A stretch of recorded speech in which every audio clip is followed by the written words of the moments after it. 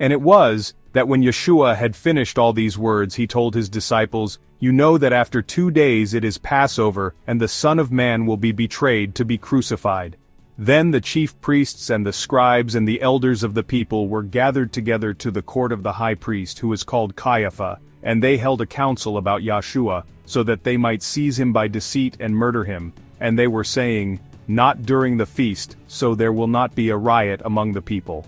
And when Yeshua was in Bethany in the house of Shimeon the potter, a woman came near to him who had with her a vase of oil of sweet spices, very expensive, and she poured it on Yeshua's head as he reclined. But his disciples saw it, and it displeased them, and they said, "Why this waste? For it would have been possible to sell this for much, and it might have been given to the poor." Why do you trouble the woman? She has done a beautiful deed for me, for you have the poor always with you, but you do not have me always. But she who has poured this ointment on my body has done it as for my burial. And truly I say to you, that this my gospel will be preached in all the world, and also what she has done will be told for her memorial. Then one of the 12, who is called Yehuda Iscariota, went out to the chief priests, and he said to them, "What are you willing to give me if I shall deliver him to you?" But they promised him 30 silver coins, and from then on he sought opportunity to betray him. On the first day of unleavened bread, the disciples came to Yeshua, and they said to him, "Where do you want us to prepare for you that you may eat the Passover?" Go to the city to a certain man and say to him, "Our rabbi says, my time has come, I will perform the Passover at your place with my disciples." And his disciples did just as Yeshua ordered them, and they prepared the Passover. And as they ate, when it was evening, he said to them, as he reclined with his 12 disciples, "I say to you that one of you will betray me." And it grieved them greatly, and they began to say to him, each one of them, "Is it I, my Messiah?" But he answered and said, It would have been better for that man if he had not been born. But woe to that man by whom the Son of Man is betrayed. And the Son of Man goes just as it is written about him. Whoever dips his hand with me in the dish, he will betray me. Yehuda the traitor answered, and he said, "It is I, Rabbi?" You have said. And as they ate, Yeshua took bread and blessed and broke, and he gave to his disciples, and he said, Take, eat, this is my body. And he took a cup, and he gave thanks, and he gave to them, and he said, Take, drink from it, all of you. This is my blood of the new covenant, which is shed in exchange for the many, for the release of sins. But I say to you that I shall not drink again from this fruit of the vine, until the day in which I shall drink it with you new, in the kingdom of my Father. They sang praises, and they went out to Torzitha, and Yeshua said to them, All of you will be offended at me this night, for it is written, I shall smite the shepherd, and the sheep of his flock will be scattered. But after I am risen I shall go before you to Galilee. Caiaphas answered and said to him, Even if every man will be offended at you, I will never be offended at you. Yeshua answered him and said, I say to you that in this night, before a cock will crow 3 times, you will deny me. Caiaphas said to him, If I should die with you, I would not deny you. So also all the disciples said. Then Yeshua came with them to the place that is called Gethsemane, and he said to his disciples, Sit here, while I shall go and pray. And he took Caiaphas and the 2 sons of Zebedee, and he began to be saddened and to be disheartened. My soul has sorrow even to death. Wait for me here and keep watch with me. And he withdrew a little, and he fell upon his face, and he prayed, and he said, My Father, if it is possible, let this cup pass by me, however not as I will, but as you will. And he came to his disciples, and he found them as they slept, and he said to Caiaphas, Could you not keep watch with me 1 hour? Watch and pray, lest you enter into temptation. The spirit is ready, but the body is weak.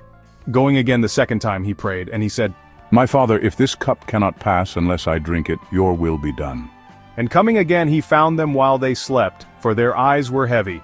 And he left them, and going on again he prayed the 3rd time, and he said the same thing. And he came to his disciples, and he said to them, Sleep now and rest. Behold, the hour is come. The Son of Man is betrayed into the hands of sinners. Arise, let us go. He has arrived who betrays me. While he was speaking, behold, Yehuda the traitor, one of the 12, came, and a great crowd with him, with swords and clubs from the presence of the chief priests and the elders of the people. And Yehuda the traitor had given them a sign, and he had said, Him whom I shall kiss is the one, seize him. And at once he called Yeshua, and he said, Shalom, Rabbi. And he kissed him. Then Yeshua said to him, Have you come to this, my friend? Then they came and they laid their hands on Yeshua, and they took him. And behold, one of those who were with Yeshua reached his hand and drew his sword, and struck the servant of the high priest and cut off his ear. Then Yeshua said to him, Return the sword to its place, for all of those who take up swords will die by swords. Do you think that I cannot ask my Father, and he would raise up for me now more than 12 legions of angels? How then would the scriptures be fulfilled, that it must be so? At that moment Yeshua said to the crowd, Have you come out as against a robber with swords and with clubs to seize me? I was with you every day in the temple sitting and teaching, and you did not arrest me. But this happened that the scripture of the prophets may be fulfilled. Then all the disciples forsook him and fled. And they who arrested Yeshua led him to Caiaphas the high priest, where the scribes and the elders were gathered. But Shimon Kepha was going after him from a distance unto the court of the high priest, and entering he sat down inside with the guards to see the outcome.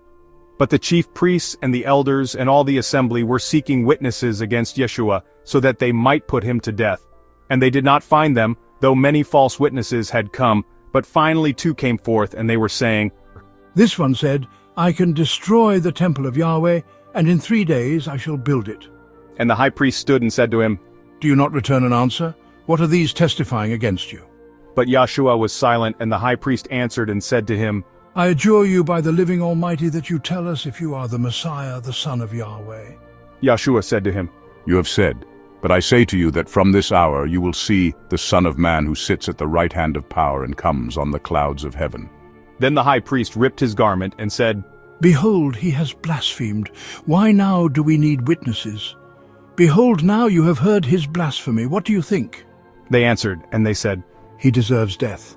And they spat in his face, and they were beating his head, but others were striking him and were saying, Prophesy to us, Messiah. Who is it that hits you? But Kepha had sat outside in the courtyard, and a maidservant came near him, and she said to him, You also were with Yeshua the Nazarene. But he denied before all of them, and he said, I do not know what you are saying. And when he went out to the porch, another maidservant saw him, and she said to them who were there, This one was also there with Yeshua the Nazarene. And again he denied with an oath. I do not know the man. After a bit, those standing there came, and they said to Kepha, Certainly you also are one of them, for your speech reveals you. And he began to curse and to swear.